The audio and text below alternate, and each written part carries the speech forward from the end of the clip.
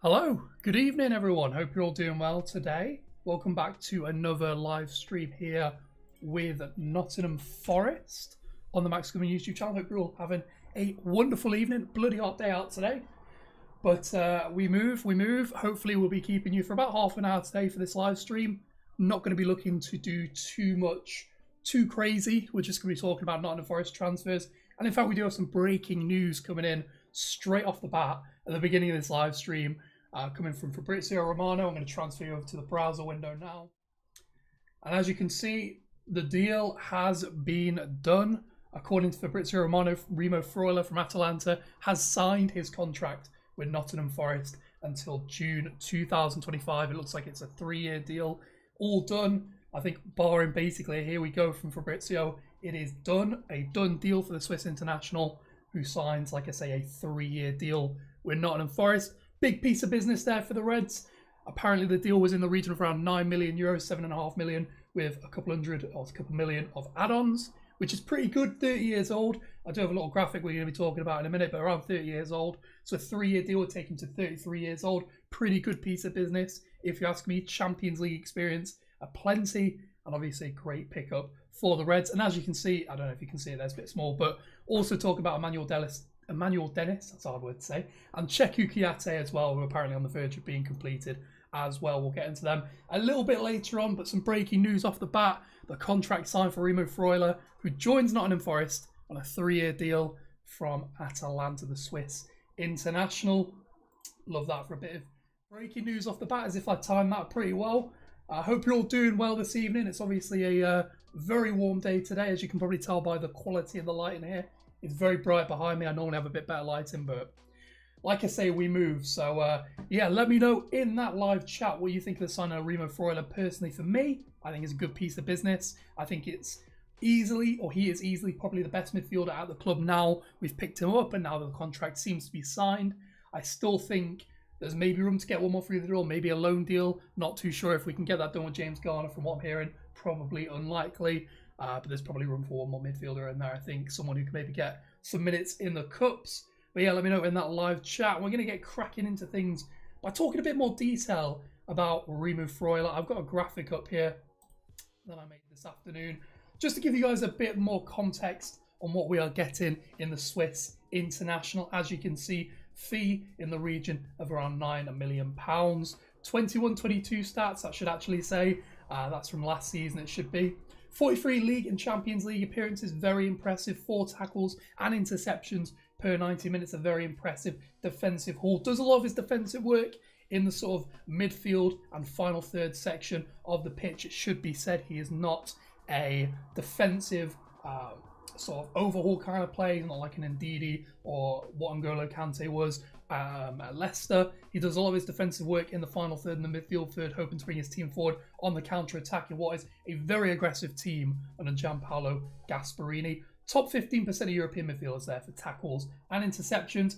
He is also top of the Atalanta side for passes into the final third, which is very impressive, and second for passes into the penalty area. I believe the only player who tops him for passes into the penalty area is Ruslan, how do you pronounce it? Malinovskyi? Ruslan Malinovskyi, I believe is how you pronounce the Ukrainian, who is also quite heavily linked to Nottingham Forest at the moment, according to the likes of John Percy, I believe, from the Telegraph. So some very interesting stats there. If you have anything to say on the Swiss international, let me know. But he is a very competent Champions League quality central midfielder who, I think, from what I hear at Atalanta, it looks like it's a bit of a turnover at the moment. Rebuilding that squad, it's getting a bit old. It's been together for the best part of 4 or 5 years with quite similar personnel. Looks like they're sort of overhauling their squad, including potentially Malinovskyi also joining Nottingham Forest. But a good pickup there for the Reds in the form of Remo Freuler, who, like I say, at the top of the hour, was pretty much announced as confirmed by Fabrizio Romano until 2025. But yeah, a great pickup, I think. The key thing is that he can play in these 2 central midfield areas. I think as well, you could probably play him in that number 10 position in the right kind of system. I've mentioned in previous videos that I think Forest should potentially shift to a 5-3-2 formation, something a bit more defensive, dropping that number 10 into the central midfield position. And personally for me, I just think that's the best way to approach things against particularly more dominant teams. I think we were pretty comprehensively embarrassed by Newcastle in the midfield. They did a fantastic job at keeping us under the cosh, unfortunately. And I think he'll do a good job. He presses well, gets himself about, and I think he's a fantastic central midfield option. Speaking of which, we do have another player to talk about. I'm going to switch you back to the normal face cam as I get that set up. What am I looking for here? I'm going to have to probably do it from here, aren't I, actually? A bit of technical difficulties here. Apologies, ladies and gents. We have here Ruslan Malinovskyi, another player heavily linked to Nottingham Forest, coming from the Atalanta system. The fee, there doesn't seem to be a rumoured fee. It just sort of in the press in the last day or so has been stirring around, basically since the Freuler deal was more or less confirmed by several press outlets. Again, over the course of the last couple of days, 6 goals and 5 assists in the league last season, playing 30 matches in Serie A. I believe they qualified for the Europa League over the course of that campaign. 3.5 shots per 90 minutes. I think that comfortably puts him well above average for players of position. He can play, as we can see, central attacking midfield or either side of the strike force. And I think that flexibility, if you ask me, I think is a really big asset for Forest. Having someone who can play all across that front line, or if we even shifted to a front three with like 2 wingers and a central striker, it seems like he could play pretty much anywhere in that front line. Obviously, like we say, 6 goals and 5 assists and 30 league appearances was pretty impressive. I believe he got 12 assists 2 seasons back in Serie A. Non-penalty XG and assists around 0.52, so around 0.5 expected goals or assists per 90 minutes, which is very, very good. Again, ranks him very highly amongst European attacking midfielders and forwards, and 13 progressive actions. He is fantastic at getting the team up the pitch. And for me, that is going to be one of the biggest and most important things in this Forest side. Against Newcastle, we really struggled to progress the ball through central areas. And having someone who can come central, who can go wide, who can get the ball into the final third, as we mentioned there with Remo, Freuler as well, 2 players who rank very highly in that Atalanta squad for passes into the final third and passes into the penalty area. A great pickup, I do believe. And 21 pressures as well, which ranks him in the top 10% of forwards in Europe. For me, again, big part of the system is these high turnovers. Forest is very reliant on high turnovers. Last season, if you look at a lot of the data that people like Mark Carey from The Athletic are curating, it seems like that's quite a heavy reliance on those high turnovers, chance creation. Question in the chat here, where are all these signings going to fit in the team? Surely they arrived thinking that they'll be getting first team football. Yeah, I do agree with you, mate, to be honest. I think a lot of these, like you look at someone like Lewis O'Brien or Oro Mangala, and then you've got Remo Freuler in there, potentially James Garner coming back to the club as well, alongside Colback and Yates. That's 6 central midfielders for 2 or 3 positions. It does worry me ever so slightly that we're not going to get them all the minutes that maybe they want. But at the end of the day, it's the wages as well, and I think if they're on the right kind of wages, maybe they're willing to be a bit more patient. The forward line, I think, is a little bit better. Emmanuel, who we're going to get onto in a second, potentially coming through the door, obviously alongside Surridge. We've still got a 1E sort of in the ranks. We've got Myton who can play up there unless he goes out on a late loan, and Brennan. I think in the central areas, we are very deep at the moment. I still think there's going to be a big competition for space. And I think, yeah, you make a good point, mate. I think we're going to struggle to get minutes into all these players. I'm going to have to see how it goes. Yeah, that's the best answer I can give you. I think it's just going to be a case of Steve Cooper doing the best he can. To be fair, I think of all the managers we've had recently, I back in the most to get the most out of these players and to get minutes into their legs. He's a great manager as well, and we know he's like with this squad at the moment. We know he's been with them recently.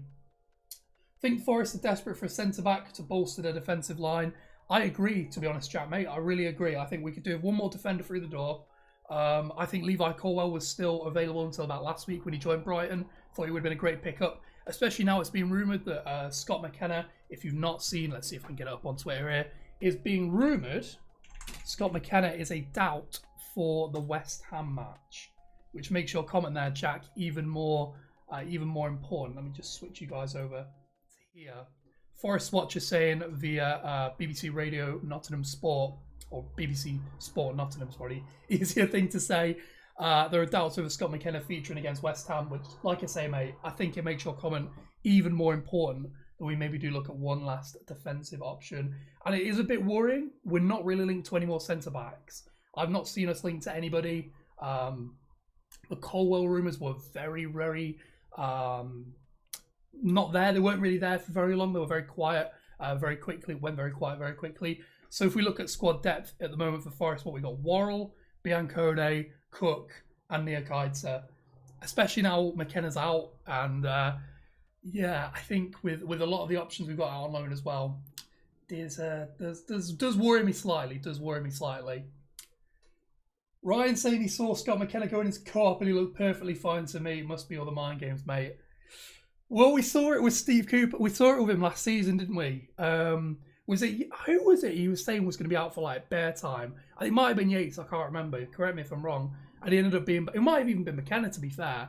And that might just be him maybe playing it cautious. But yeah, it's the mind games, isn't it, mate? We hear these stories coming out of Forest all the time that certain players are maybe doubts for games, they end up coming back almost immediately. So I will, with the McKenna situation, I'll see it when we believe it. Well, believe it when I see it, sorry. Like when someone comes out and says he's not playing definitely tomorrow, or someone comes out and, you know, when the team sheet comes out and all that, that he's not playing. But let me know if any of you have any suggestions, potentially, for centre-backs. Someone, I think, profile-wise, someone who could probably play through the middle would be quite nice. I think Kouyaté and McKenna probably want to be playing outside. And I also think Worrell and Biancone want to be playing outside as well. A central centre-back. And if you've got any suggestions, let me know. Not that I've got any contacts at Forest I can let know, but we'll see, obviously, how that goes. Biggest spenders in the Premier League, Jack? We are. Apparently we are, yeah. Yeah, that's pretty crazy, isn't it? Like, I thought we'd spend, and obviously let me know if you've got any different opinion on that, but I thought we'd spend maybe 50, 60 million coming up from the Championship. You know, no more, no less, kind of that 50, 60 million range. But to have spent, what are we even close to, like 100 million now? Dennis is 20 apparently, well 15 plus 5 and add-ons. We've got Freuler in the door for about 10. Malinovskyi's probably going to cost 20 on his own right. So it does bear noticing we are probably the biggest spenders in the Premier League at the moment, if not confirmed.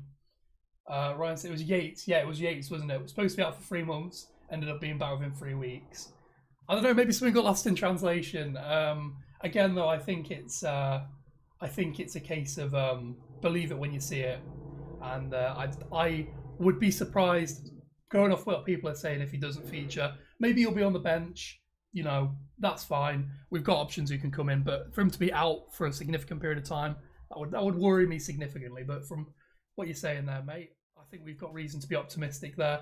21 of you watching today, thank you very much. I believe that's the most we've had on a live stream so far. If you are enjoying it, smash a like on the live stream. If you can't stay for the whole thing, the whole live stream video on demand will be going out on the channel pretty much immediately after this one's gone. So yeah, we'll see how that one goes. Let's move into our next player then, with the final player I was going to discuss. We'll just get this one sorted up here, get him loaded in. And that is, of course, Emmanuel Dennis. You knew it was going to come. He's been linked to the club for the last 3 or 4 weeks. I did a video on him a fair while ago, to be fair. About 2 weeks ago now. And yes, I think he'd be a decent piece of business. I don't think he's the kind of striker we need. I think he's a bit more in the profile of a Surridge or a Brennan Johnson, wants to be running in behind. But I think he can do the hold-up play well enough. You know, see how that ends up going. Jack suggesting as a centre-back, potentially Collins from Burnley. Am I not mistaken in saying that he went to Wolves? Let's check this out. I thought he'd gone to Wolves. He would have been a great option because he's a really good ball-playing centre-back. Nathan, what's his last name? Collins? Yeah, he went to Wolves, mate. Unfortunately, I don't think we'd be going in for him. But he is exactly the kind of centre-back we need. Ball-playing, young, got a good experience in the Premier League, actually. Played a fair amount for Burnley last season. I thought he was actually all right. But yeah, unfortunately, he's gone to Wolves. So don't think that will be happening, mate. But a great suggestion there.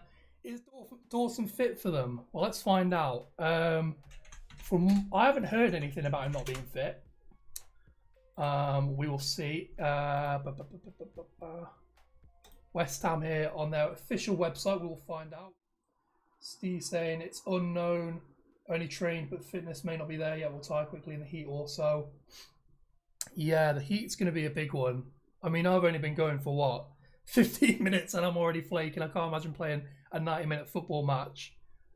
He's doing well, so we'll see how he is. So he's a potential. I think he's a doubt. I think a doubt would be the right thing to suggest there on Big Craig Dawson. Big miss for them though. From set pieces, West Ham are fantastic, and his set piece record, goal scoring wise, both for Watford. I think he was really good for West Brom from set pieces as well. Yeah, that's a big blow for them. I think maybe it means they go to a 5 at the back. I'm not sure, but on paper, maybe their best centre back out is a big one. It's big for us. Apologies, taking a little water break there. Getting very, very hot today. So yeah, let's discuss Emmanuel Dennis here then. 10 goals and 6 assists in the Premier League. 2 shots per 90 minutes, which is about average for forwards. Bear in mind though, he's played on the wing, he's played deeper, so that's pretty fair in all honesty. Non-penalty XG plus assists of 0.4. Again, very similar to Malinovskyi in that sense, sort of around that 0.4, 0.5 range. Ranks them very highly amongst forwards in Europe. Top 2% of forwards for dribbles completed, top 25% for progressive actions completed, and top 10% for defensive actions. As you can see, he profiles really well, lots to be positive about. Defensively, he does a lot, which I think is very important, especially if we're going to be potentially pushing through on the shape we've got going at the moment with that 3-5-2 with the sort of number 10 playing in there. I think having someone who'll actually come back and do a bit of defensive work, which historically Surridge hasn't really done very much. Brennan's a bit of a liability defensively. Lingard does a bit of pressing, but he doesn't come back and defend properly. So having someone who's actually on paper a very good defender as a forward could be quite useful. Again though, like I was mentioning about 5-10 minutes ago, I don't know he's the kind of forward we needed. Keenan pretty much through the door to Watford. It's disappointing that couldn't happen because I think, he might not have played every game and he might not have got that many goals, but especially against Newcastle where we needed someone who could help us break the press by holding the ball up, preventing them from regaining possession so quickly in the midfield. He would have really suited that game. And I think in a bitty, scrappy game against West Ham, again, I think he would have really thrived. Against a Man City or a Liverpool, maybe you want someone who's going to run into the channels because they're going to play high lines. But Newcastle, where they're basically just going to suffocate you and play a really good defensive shape, he would really have thrived in that, I personally believe. But it is what it is. The deal looks like it's gone through, and I wish him all the best because he seems like a really nice lad. And he's worked his socks off to get to Forest, or to get to Forest via Villa. I thought he was really good for us. Worked his backside off getting back from that injury for pre-season. I think hoping that he would get some minutes for Villa. And that disappoints me that he's not going to be getting them in the end because it upsets me. I think he's a really talented player. But those are the 3 players I've done some little graphics on. Hopefully that offers a bit of context to the kind of players that we're looking at the moment. Freuler, like we say at the top of the hour, pretty much confirmed by Fabrizio that it's pretty much done. Signed the contract until 2025. 3-year deal for the 30-year-old. Again, it takes him to 33 years old, which is, for me, a little bit worrying. I wouldn't want someone that old playing regular minutes, especially if he begins to deteriorate physically. That's what I would say. Deteriorate physically.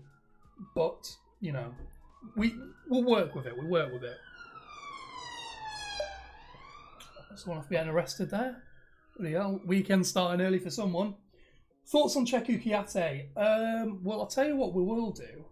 We will get up as FB ref and I'll discuss him with you. So, Cheikhou Kouyaté for me is one thing and one thing only, and that is experience in the squad. I do not want him coming in and playing... How do you even spell it? Kouyaté. I don't want him coming into the squad and playing regular minutes. I don't want to play him in every game because I think there's better midfielders in there than him. As you can see, defensively, really, really good. Good for blocks, clearances, aerials won, good for tackles and interceptions and pressures. That's fine. And if you need to shut up shop against a really good team or when you're trying to carry on a point or 3 points, I've got no problem with it. It's when he starts starting every single game. And to be fair, going back to Jack's point earlier, we might need a centre-back. He can play centre-back. He could play probably in the middle of the back 3, and I think he'd be all right. And maybe that's what the deal is here, that he's coming in, offers some coverage in midfield, offers some coverage in defence on a 1 or 2 year deal. And if that's the case, I'm absolutely fine with this. Loads of Premier League experience. Seems like a top professional. Outside of that, I don't want someone starting of this quality week in, week out. Because O'Brien, Mangala, Freuler, if obviously that's definitely done. Garner, if he potentially joins. Yates. For me, he'd probably be like 4th or 5th choice in that sort of remit of midfielders. Davies, yeah, he's going to Watford to replace Dennis. Great for all parties. A great move for Watford. I think he's really going to suit their system. I think he's so versatile. I think he works in such a variety of systems. And I think having someone who can take the ball into feet and basically shrug off any defender, especially in the Championship, I think the one thing in the Watford squad I would argue is don't have a lot of physicality in there. And I think having someone from set pieces who physically can press, very robust player, great deal there for Watford. And obviously Dennis, they're making a profit on him, to be fair. I can't remember how much he actually went for initially. Let's have a look at his transfer marked. So apparently he went for 3.5 million. So they're making four times, like a 4 times profit on him, 400% profit on him, if that's how that works. I think Bruges as well are getting some money off that deal. I think they're getting about 2 mil off it. I think they had a 10% sell-on clause, or whatever they're called. Whatever it's not called in real life, a sell-on clause.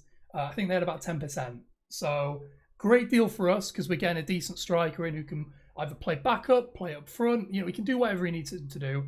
Watford are getting 4 times their money on it, and even Bruges are getting some money out of it. So, like you say, mate, perfect deal for all involved. And Davies going to Watford is a very solid replacement.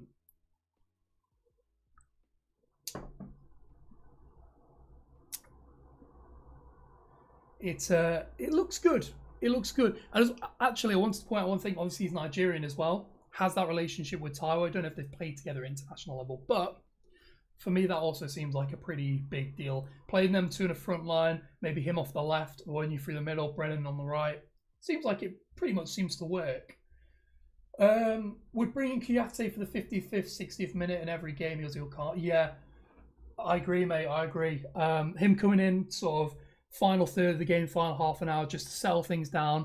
If we were, say, playing a back 4 and we wanted to go to a back 5, him just being able to drop into that defence or play in midfield, I think he is really tactically versatile, I think.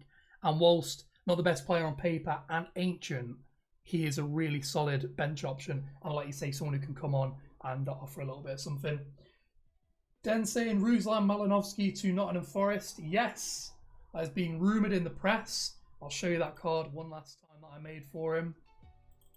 Just some of his stats from the previous season. Oh, that's Freuler. Apologies. There you go. Just some of the stats there for Malinovskyi, for the person asking there. In my opinion, would be a great signing. Offers really good flexibility in the front line. Do we need him? Probably not, but he's someone there. Jack saying, do you think we have made too many signings for Cooper to handle the balance? Too many is a hard word because obviously it's down to what he needed. Obviously the turnover in the summer, the Athletic. If I could think of who tweeted from the Athletic, I would get it now. But basically, maybe look on Twitter yourselves. It was a chart of every Premier League side and all the ingoings and outgoings, and it was looking at Forest. We had the most outgoings, including players going out from players who were loaned in and then going back to their parent clubs. We needed a big turnover in the squad, and it wasn't a deep squad. It was a Championship squad. It wasn't Premier League quality when we sort of made that push towards the playoffs. So we do need these players. It is starting to get a bit ridiculous to the point where we now are, like we said earlier, the biggest spenders in the Premier League, spending sort of 20, 30 million here and there. Obviously, the Gibbs-White rumour seems to have gone a bit quiet the last couple of days. I don't know if this is us spending that money elsewhere rather than getting him in, or if this is like sort of building around him as the final piece in the puzzle. But I do worry for Cooper because from what I'm hearing, again from what I've heard on the press, Dennis, he didn't want Dennis. It was Marinakis who wanted him, and he's basically been told to deal with it. And if I was a coach, I wouldn't want to be like that. I would want a bit more synergy. Dane Murphy, I'm sure, probably somewhere in the middle because I'm sure he's like, it profiles well, but maybe the character's not there. So I can sympathise with Cooper if that's the case, that they're not signing the players he wants, because you've kind of then just got to work with what you got. And if it doesn't fit your system, it doesn't fit your system. So Don't we need so many homegrown players, lots of foreign nationals being signed? I think we'll probably be all right because you got to remember we got Yates, Worrell, Brennan, Myton, Nico Williams is homegrown because he came from Liverpool. Toffolo's homegrown. Omar Richards. We've got quite a lot of homegrown players to the point where I actually think it's got quite a good balance in it. Like you could make maybe not a full 11, but pretty close to a full 11 of homegrown players in the Forest squad to the point where I think it balances itself quite well. Personally, for me, you might disagree. If you do disagree, let me know, by the way, because I'm open to that discussion. But I think it's balanced finely, but I think enough in the squad. You got to remember a lot of these players, Toffolo and O'Brien, same club. Malinovskyi and Freuler from the same club. Awonyi and Dennis from international level. Nico and Brennan from international level. There seems to be a good relationship between these players, or you'd hope so at least, having played together at club and international level. But again, that's just my opinion. You know, best I can give you, I'm afraid. The best analysis I can give you. But yeah, we're going to be going for another 15 minutes or so. Half an hour's actually flown by. Again, thank you so much for joining me on this live stream. I've got to say, I think this is the most viewed stream we've done so far. And all the technical problems seem to have shifted. So, again, thank you so much for joining me so far. We're up to 23. I think we had 27:30 at one point. But if there's any players we want to talk about, feel free. If not, maybe let's talk about the West Ham game and what we're sort of thinking going into the West Ham game. I have a match preview, like a proper, like the normal match previews going out. One of them going out at 2 o'clock tomorrow afternoon. I'm trying to get them out sort of a day to the hour before the match. So if we're kicking off at 2 o'clock on Sunday, get it out at 2 o'clock on Saturday kind of idea. Obviously, we'll see how that ends up going, especially with the midweek games and stuff. But that's kind of the feeling at the moment. In that video, I said a 1-1 draw or a score draw of some description. I think with both teams looking for that first point, looking for their first goals. I don't know what that noise was. It feels like we'll probably be throwing stuff at the wall, seeing what sticks, hopefully getting something going where we can pick up a point, I hope, at least. That would be quite nice. Apologies for having to drink so much in the stream. I'm so thirsty. It's so hot. But yeah, the West Ham game for me, I think it's going to be a battle of the midfield.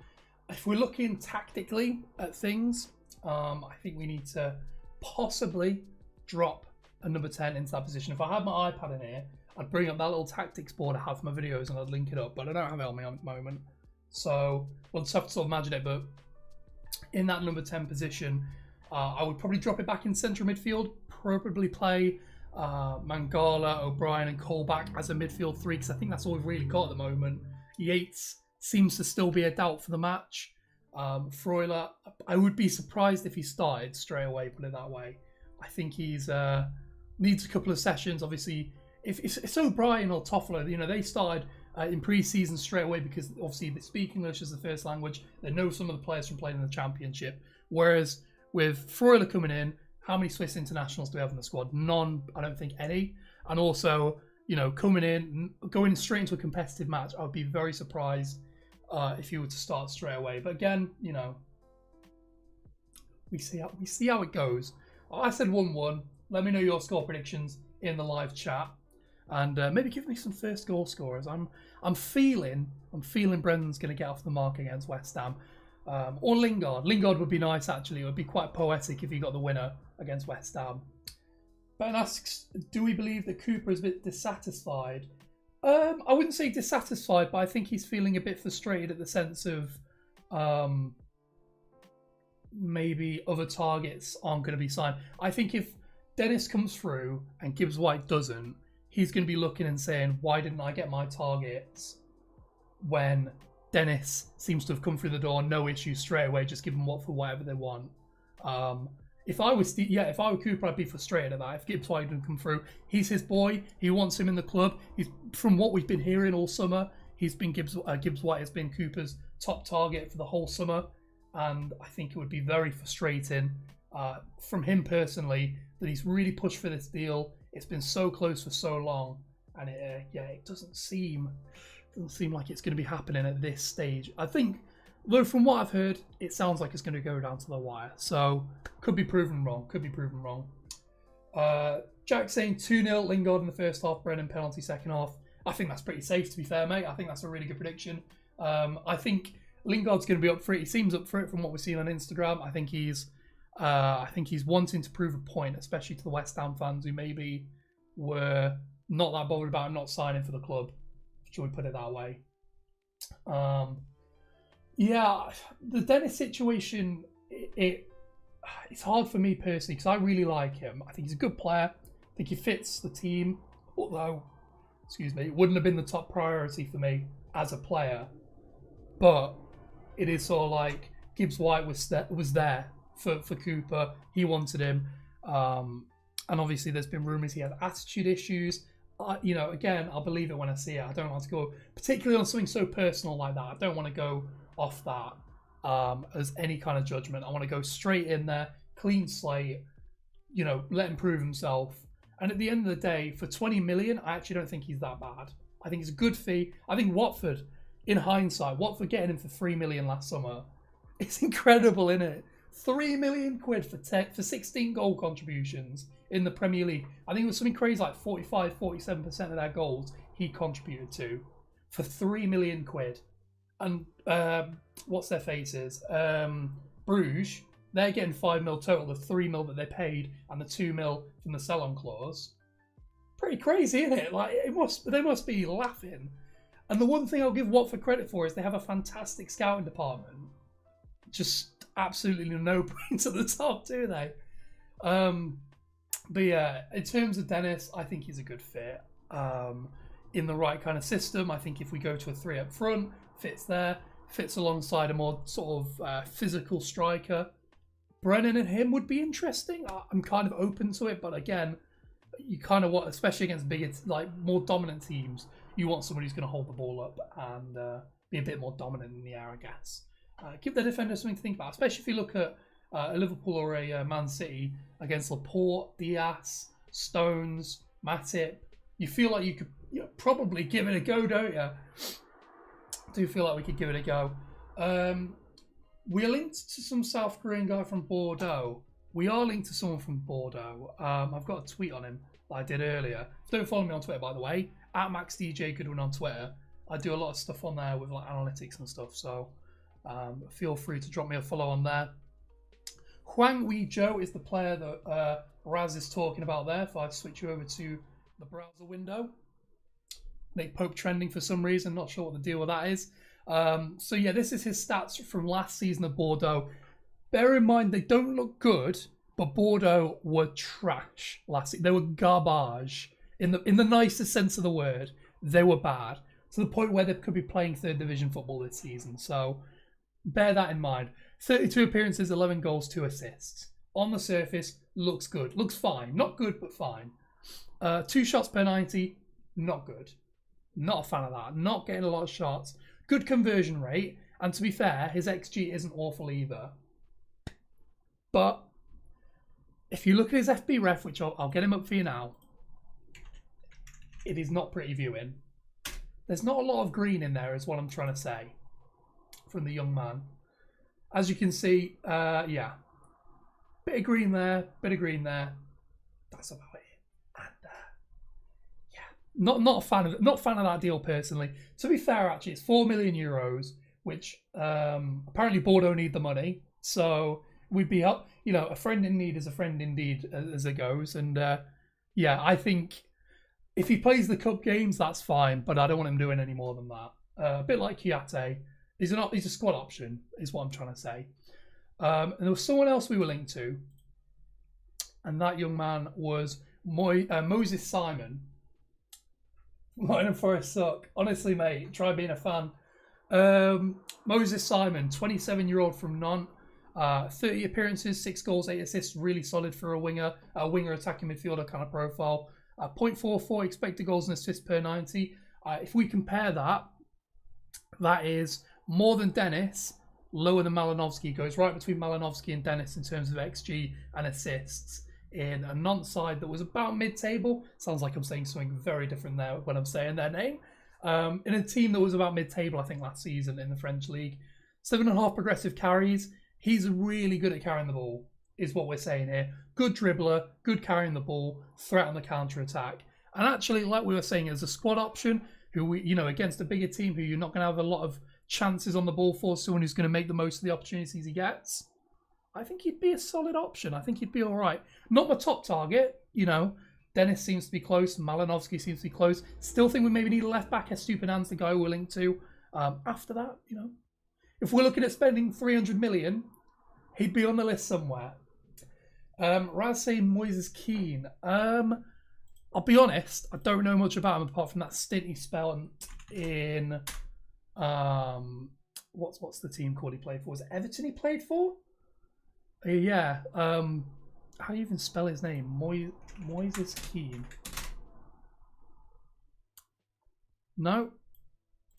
Moises Keane? Moises Keane. How do you spell this guy's name, honestly? Anyway, don't know much about him. There we go. Finally got him up. So he plays for Juventus. Let's see what he did last